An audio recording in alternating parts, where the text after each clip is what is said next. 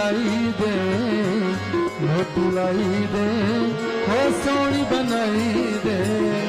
नथ बनाई दे